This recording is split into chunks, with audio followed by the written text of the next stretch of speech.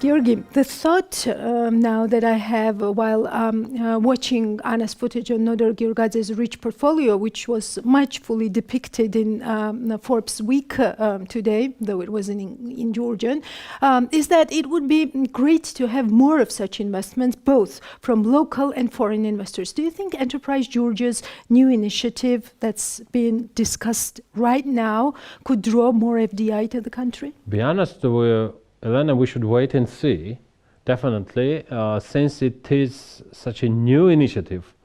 The checkpoints decided to sit down with Mikheil Khidureli, heading the Enterprise Georgia agency, for more details. Yes, and it will be very useful since all we know till this interview is that the government is launching a new program to attract foreign investment. It will help the investor who will invest 10 million and employ at least 150 people with 1 million Georgian lari. Yeah. Mikheil Khidureli, head of Enterprise Georgia, about the government's new initiative to draw FDI to this country, the very first commentary on the topic and details for the checkpoint viewers.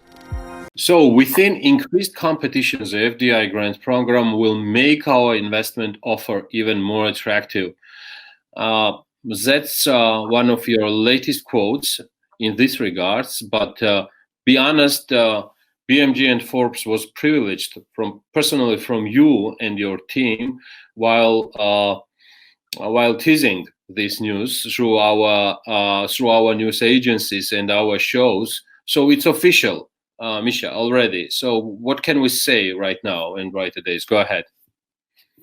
You're right, Georgi. It is official now. When we were talking about it, it was still under construction.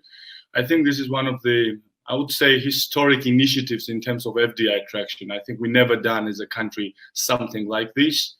The tool and program itself is not inventing a new wheel, definitely. A lot of countries are using this, especially the countries that are like very prone to attracting investments and that are very FDI-driven countries. This is a very interesting mechanism, providing investors an additional incentive. So the mechanism is very simple, but also very efficient in terms of administration as well.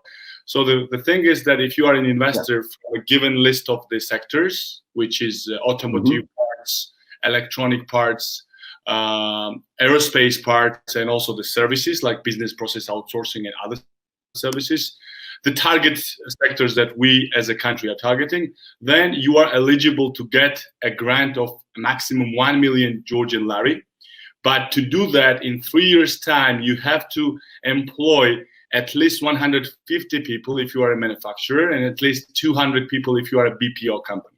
At the same time, you have to invest at least 10 million Georgian lari if you are a manufacturing company and 5 million if you are a BPO company. Once you do that, after 3 years' time, you do the audit, and then we see whether you accomplished all the goals or not, and then we give you the grant. The grant can be spent, the money that will reimburse have to be spent only for two things. One thing is a workforce training. You know, this is a kind of challenge in Georgia for investors. So we wanted to cover up that weakness with that.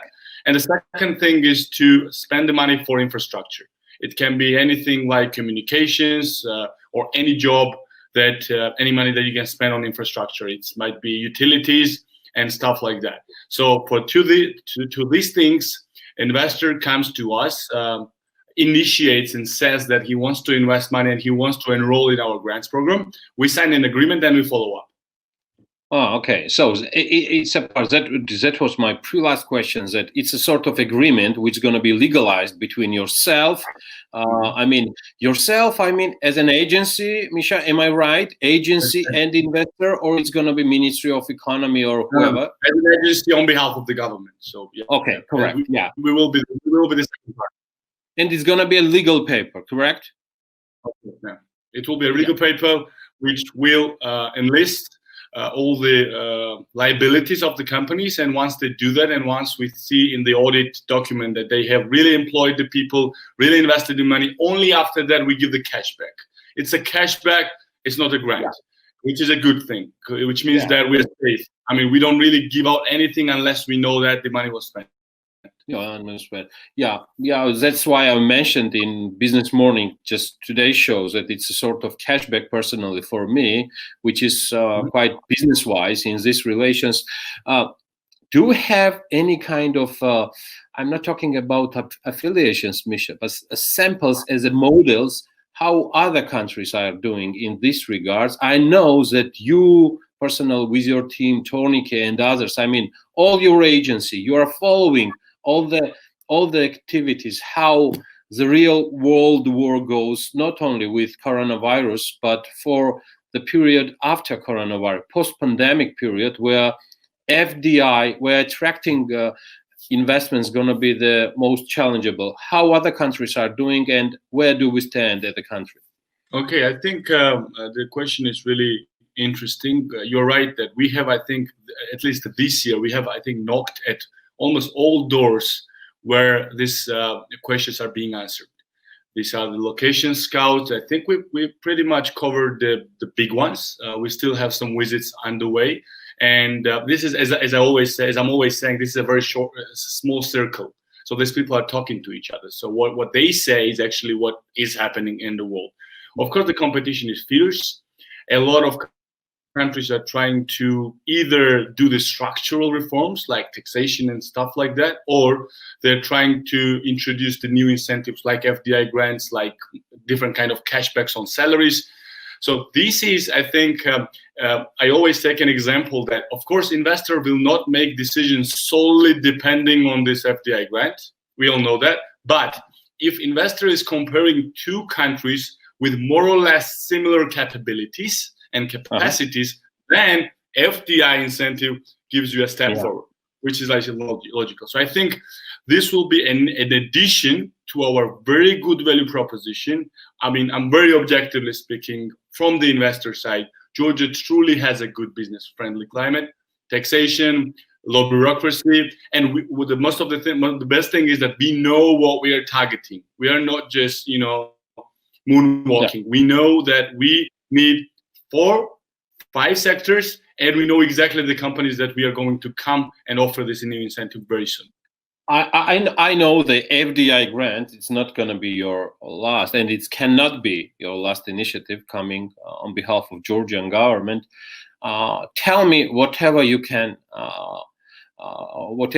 deliver or tease again through our, the checkpoints, which is more, you've been the first guest speaker of our program, so you know that it's more expat and oriented on our foreign economic relations and investors. So can you just state on behalf of the government that there will be still some more initiatives attracting investors to Georgia during post-pandemic period, because we're so hopeful in regards of vaccine for the last news what we have from Pfizer and Moderna. Go ahead, Misha. Yes, I can follow the tradition that we have of saying something and then following up. So we can confirm that very soon we will announce another very interesting program. This will not be announced by the government, but this will be announced by Enterprise Georgia with the help of the government and with the help of a donor organization. So this will be also one of the things that we never done, and this will be a very, very practical tool to attract investments. You could even say most practical to attract investments. Can't say more. We'll wait for your feedback in this regards as well. And by then, good luck to Georgia, Misha. We are BMG. Follow and subscribe for business and economics news.